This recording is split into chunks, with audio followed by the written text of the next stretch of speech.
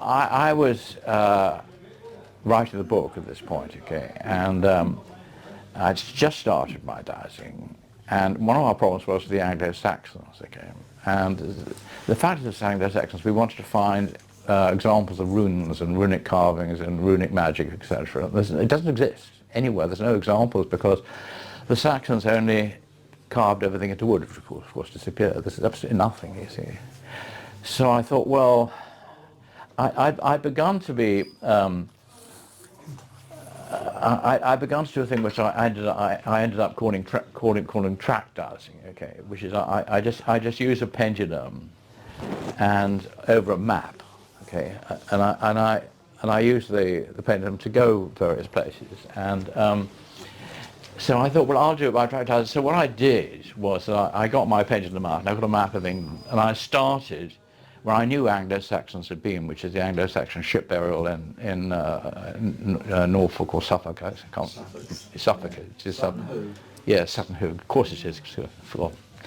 So I went to Sutton Hoo with my map, okay, and I dowsed it. Okay. Every time I dowsed it, it went to the same place, which was a little village called Stenning, which is just north of Worthing, you see. So I said to my co-author, Philip Fargom, I said, we've got to investigate this, okay, we'll find this, you see. So he said, all right, okay, we'll go to Stenning, you see. So first we went to Brighton, where there is an extraordinary professor who understands magic and who's got involved in all the Hobbit thing. There's a wonderful book he wrote called The Way of the Weird, W-Y-R-D, and he's called John Bates. And he'd found 1,000-year-old plus more manuscripts, which was about Saxons and magic. And he wrote this extraordinary, it is my top book. And the story is that by that time, it's just about 500 AD, the church was beginning to come back to England. They started right in the north. And they would send a troop down and they would create a monastery about 50 miles away, and then they'd recruit local people and they'd train them to be priests, okay? And then that people would then take it for the next 50 miles, okay? And the story is about a young priest who had been trained in that way, and he's sent to the local Saxon kingdom, you see. So he tells the Saxon kingdom, I would like to convert you to Christianity, and the Saxon says, well, your problem is I will convert you, okay, if you will convert my magician, okay? So he could introduce me, and of course the opposite happens. The magician converts me. It is absolutely the only really genuine early English story. So I'm strongly aware of the weird. So we told this to my friend Brian, and so I told our story vaguely, and he said, well, where are you going? I said, we're going to Stenning. He said, going to see the ruins, are you? He said, for God's sake. So we went across, and no one in Stenning knew anything about the ruins, okay? So we went to the library, and someone said, this is some story of a strange stone in the church, you see. And I know this does happen, that the church doesn't like old stones and religions, because it means that all their congregation will be dancing naked around the stones late at night rather than go to church. So they put them in the churchyard and sort of put a sort of blessing around them, okay? So we went to the church in Stenning, okay? And we found in the thing, what I call the Stenning stone, which is definitely a runic stone, okay? And it has 3 runes around it. I read the picture, okay? Ingvar, which describes a spiritual path. Gebar, forgiveness. And there's Perth, which is mystery. And it also has around it, it has a sword down the middle, which is Woden's sword, okay, and the gateway. And I drew up all this and I put them in the book. And I mentioned the word runes to the vicar, and he went, God's sake. And I couldn't find anyone else who'd ever done this, okay, who'd ever translated runes, okay, until I decided to go and visit Hamish, you see, and I learnt about Hamish, you see, and Hamish, if you remember, he lived down in Cornwall, and he was an extraordinary guy. He'd had a near-death experience, okay, and whilst in his near-death, he'd met the people of the other side. I can't really call them. He called them, I don't know, the principal, the board meeting or something. And he said, they said, do you want to stay? And he said, no, no, no, I think I'll go back to the earth. And Hamish said he was never frightened to death ever since because he knew the people he was going to. Anyway, I went down there and bought him a bottle of extremely nice grass whiskey. And we sat there drinking this rather till about 3 o'clock in the morning. And he said, Hamish, he said, I think you're a dowser, aren't you? I said, yes, I'm a dowser. He said, tell me where is the centre of energy in this house, you see. So I says, there. She lifts off the carpet and there's a big cross. I said, I think you're a dowser. So what have you been doing? So I told him about this. He said, you can't do that because I'm the only person who knows about that. He says, I live there. Yeah, okay. And I interpreted this stone and no one else knows about it. I said, well, Hamish, what is it? It's an altar of the Saxons. And it's a flying altar. Hold it and you will fly. So you can go down and fly if you like. It's got a bit onto, it's got to go onto a bit onto sort of mass media on occasions. But the really weird thing is last May my son was married in this very church. God, that happened. God knows. So he's just, you know, he'd met a girl whose wife lived there, and the vicar is still worried about it. Hamish also, if you ever read Hamish's books, it's about his discovery of the big, strong energy lines. He's a real energy line man, and he really rediscovered the Sir Michael line about it, and the strength that he discovered also once in New Zealand. I love Hamish's books. I really do. I really miss Hamish. This is the St Michael line, which you probably know. And yeah, sorry.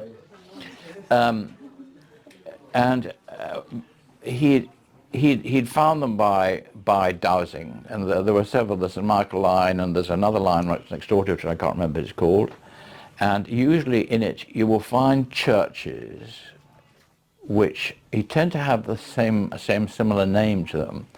But the characteristic of the church is that there is a cross of energy lines which you can douse where the altars is, and actually where the priest stands at the altar. Okay, and that's what I found. In a lot of places, I can actually drive past a church and I know whether it will have a cross of energy lines there. And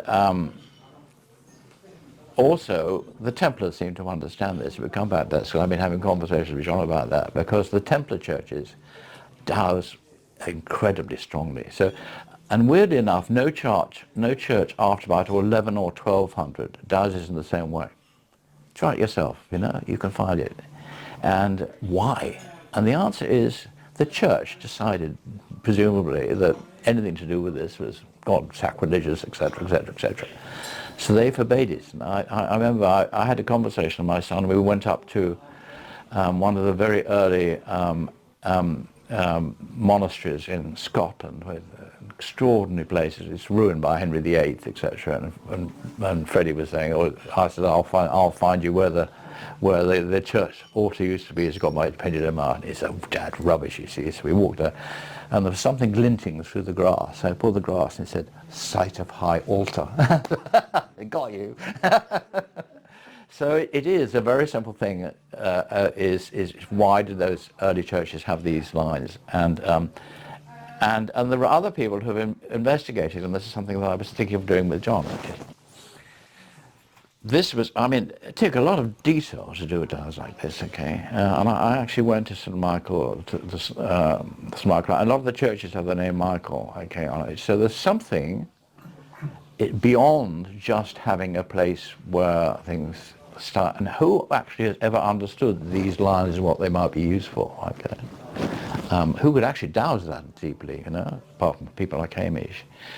And I read a book. Oh yes, Hamish and my conversation was Hamish had actually made his own stone circle outside his house, okay, with his own symbol. The problem was, he said, it doesn't work because there's only one line of energy, and there has to be two to cross it, okay. So he said, well, I said, what have you done? He said he got a couple of Red Indians, some chieftains came and they danced around at midnight, and suddenly another line appeared. Since when I've discovered I can do that myself, okay. And there are different things. I mean, places where kings have died, like Tara, for example, will tend to have 3 or 4 energy lines. There's something church energy line, there's some sort of mystery that I don't understand there. One of the things that I wanted to talk about with John, I can't remember, I put the picture in here, is that the Templar Church in Sussex has got that extraordinary pattern of energy lines around it. And there was a dowser who wrote a book specifically about the famous dowsing. And I sort of wonder maybe that was the great secret of the Templars. All talk about, they found some Holy Seal. Maybe they used that. And what were the Templars? They were the first corporation. They had 5 big banks, okay, around the country, right? France, England, Cyprus, Israel, from the fifth one is. And the extraordinary thing is that you could pay in money into one, and sorry? Malta. Yeah. I don't think it is. What's the other island? Not Cyprus, the other one, Crete. Crete. Yes. And you could pay in money at one and draw money at the other. So I was wondering, have they discovered this extraordinary mystery of the energy lines, and they basically use it as an internet, because Hamish actually had figured out he could stand at one end of the St. Michael line with his pendulum, and he put his other mate to the other end, and what he does at the other end. So maybe magic has an extraordinary practical use. It actually has the power to do things that even the internet cannot do. Okay. Stonehenge is a big router. Yes, exactly. And there's one other thing which again comes up, which is that if you look at St. Paul's, the nave is 8 degrees away from the centre, and if you actually douse the energy line from St. Paul, it goes straight to the altars of the Templar Church in the temple, and the other Templar Church in the Strand, which has now become the Air Force Church. So there's something, an explanation of all this is just kind of weird. This is the one I just talked to you about in Shipley, okay? Which again, you can see incredible lines around it, extraordinary. And anyway, I'm going to hurry through that, okay? And next to Shipley, you have Galway, which is the other Templar Church in England, which is even stronger. It's more powerful. The last Grand Master before he was burnt by the French, visited Galway. I visited. Where is Galway? Is it in Scotland? No, it's near Hereford. Is it? Yeah, it's just on the border. Okay. The naves of Templar churches around, and in this case, the Knights Hospitaller had actually moved the nave and made it into a dovecote with 666 nesting holes. Okay. I went there with Peter, and next to it there was a sacred spring where the knights would pray overnight, okay? And so, and he showed me next to it, there's another thing in dowsing called energy spiral, which was extraordinary. So I went and had a little prayer in front of that, and I found 2 things. Firstly, I found in the church, we had a weird experience, is that Peter thought he could douse these boxes with the bands on, and I could douse them too. The trouble is, we then hired a ground radar, okay. The trouble is, Peter would say it's there. The guy we were working with would then dig it out, and Freddie would go down the GPR, and it had moved. And Peter began to get very frightened, So I actually got a book out of exorcism. When I did an exorcism, all the lights went out, and Peter got his motorbike and disappeared. So that was the other side to it. And I also did use this to track the Templars and where they'd been. Okay, and this was this particular one was the Templars had stolen King John's treasure while it had been part of their security for their loan. I said, well, where the hell do they go to? And you could see they actually went to the church, they went to La Rochelle, they went round, they went to Crete or Cyprus, and they went to Israel.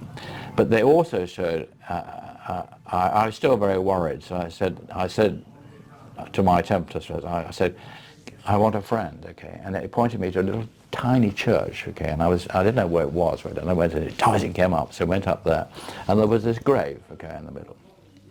So I got up my Templar mother. I said, who are you? And he said, my name is Casimir de Bruyere. And I looked it up, and it was a real Templar family, okay. So I had a chat with Casimir. I said, look, for God's sake, can you please stop all this cursing? I can't get rid of it. He said, yes, you can. But you've got to promise me one thing. You never hunt for Templar treasure again, okay? But I'll show you something interesting. So he actually pointed me at the place in part of Scotland where the stone of Scone was originally found and was put into the thing, and King Charles III has just been said, except it's not, it's a fraud. Okay? So if you actually go with my temple photo, you will find the stone is there, and it's still actually in the wall of the original church where the original cults are hidden. So the Scots fooled us again. So that's it basically. Bits of all things that I'm in. The relationship between treasure and the relationship with religion I've covered in strange places. I do use my pendulum and my group of letters the whole time. I use them to talk to various beings, both imaginary and etc. etc. And that's my own game. And I think some interesting reading is oh God. The Way of the Weird is Brown Bates, which I think is an absolutely extraordinary book. Oh God's sake. I just can't. Anyway, I'll tell you what they were. Secret Life of Plants I mentioned. Dormark Summer, if you wish, is Michael Benteen, who was one of the goons, who was absolutely the most extraordinary person, you know, and he was a mystic. He saw his son die in a car crash, in an aeroplane crash. He's absolutely extraordinary. So there are some books, but to me, dowsing can go in any directions. You know, I took me some pretty funny directions I've been. So you don't have to try templates, but it can go anywhere, and we don't understand it. But the great thing about it is, it's provable, which is why I like to join the association. You can prove whether something exists and it don't exist. Like, how the hell did Peter find that tomb? You know, I mean, you do it with water, John, you say, etc. What do you do with treasure? You can do it in all sorts of things. And dowsing is provable. What is it proving? We're going to have to work it out. But I enjoy it. Thank you. Thank you.